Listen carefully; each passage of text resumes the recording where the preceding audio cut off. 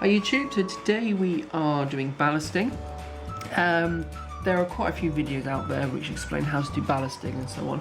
I am going to explain how I do it, but then I'm just going to do a time lapse, so you're not watching me doing it for ages. But this will hopefully give you an idea of how I like to do it.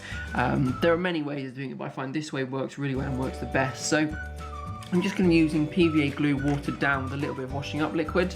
That there allows the washing up liquid basically breaks the surface tension of the water, which means when you apply the water PVA mixture, it actually soaks into the ballast.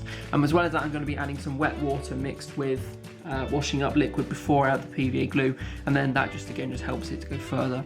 So there are a couple of areas here where I need to do a little bit of work beforehand. I'll do them all off camera. There's a few little holes sort of around where the bridge attaches to the main, terrain. So I'm going to fill in those gaps there before I put any ballast on. So I've got two colours of ballast today. I'm not entirely sure which I'm going to be using. I've got this red one, very, very, very fine ballast. This is fine N gauge ballast. This here is fine double O gauge ballast, which is about the same as a coarse N gauge ballast. This one is, I really like this one. I'm going to use this grey one in the end. But as you can see, it's lots of different colours in there, whites, greys and black as well. And this is a mixture from, who was it from? I think it was Knock provided this mixture. A nice bag. So anyway, we will get a move on. I'll do a little section for you just to see what I do, and then as I said, I'll time lapse the rest of it. So firstly, sorry, I'm just looking at the bag. There we go. I just use the brush just to clean anything out of the way. Now there is one thing which I would recommend doing before you doing the ballast. However, I haven't got I don't have any paint or anything. It's just to paint the rails. Reason being is that you don't paint the ballast. Now, as I said, I haven't got any.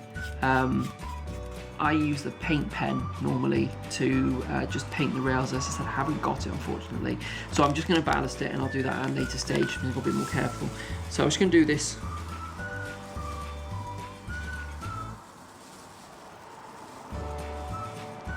So as you can see, the idea is basically just to absolutely fill everything with ballast. There we go.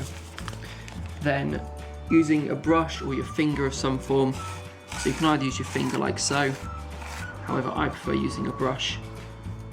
And it's what you want to make sure is there's no ballast on top of the rails, because if you go out and look at a real railway, you'll see that the sleepers almost sit on top of the ballast. Obviously it's kind of in and around it, but it looks like it's on top of it. So you want to try and get a similar thing to that. There's various ways of doing that. One is just a brush, as I said, like this, or you can just use your finger. Try your best to keep it even all the way around. Try not to let the ballast sort of go everywhere like I just have. As you can see, it's quite easy. So I'm going to time lapse from now on, and you'll see me just finish off.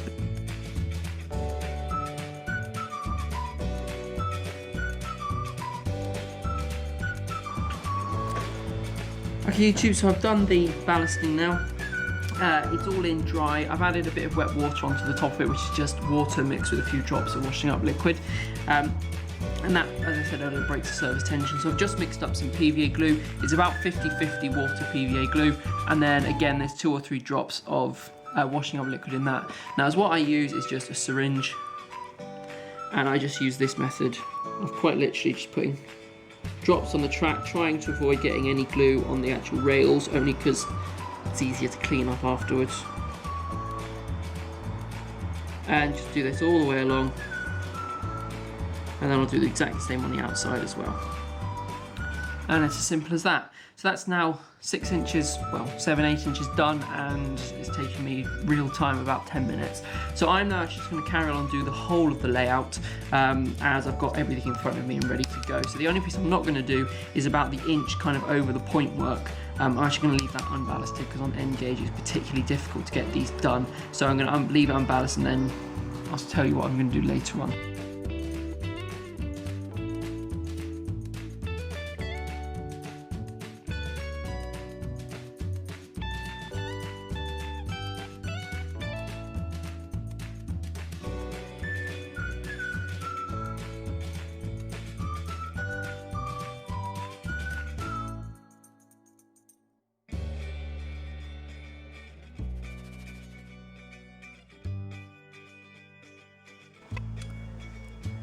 So if you just see me doing the ballasting, I've done quite a bit more of it off screen now. It's actually 100% finished. It's been 24 hours since the last bit of video and it's all dry now, which I'm happy about.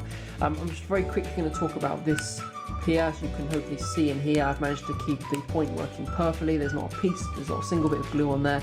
Basically this area around here, I put absolutely no ballast or glue on this area here. I was really careful not to do that.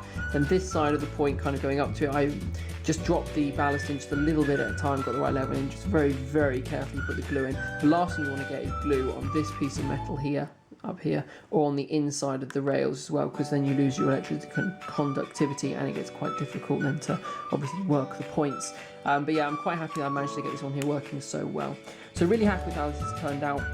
The very last thing I did, which again I did off camera, was I just rubbed my finger along the tracks like so, just to break up everything, and then I got a coach just to run along the track, just to make sure it was all nice and here. And I'm very happy to say there's not a single piece of ballast out of place. So that coach ran really nicely over the track. So really happy with how that looks.